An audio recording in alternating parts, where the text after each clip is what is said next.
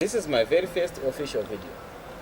You know, for a long time I've been giving myself so many primitive reasons not to publish my work to the world.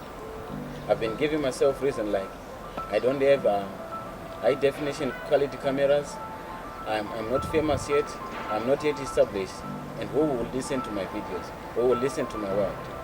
But something then popped up in my mind.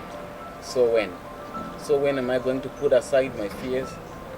So when am I going to put aside my financial background? So when am I going to put aside my economic harsh realities?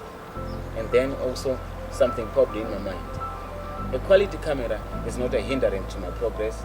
It's not a hindrance to me letting to the world what I feel in my heart. A quality camera is not a hindrance to me letting to the world how they should live and letting the world how I feel about how people should live.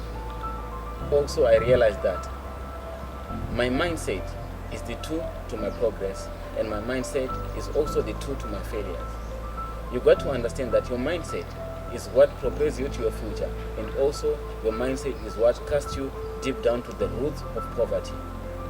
If you conquer your fears today, if you conquer your fears, you'll understand that nothing will be able to stand against you.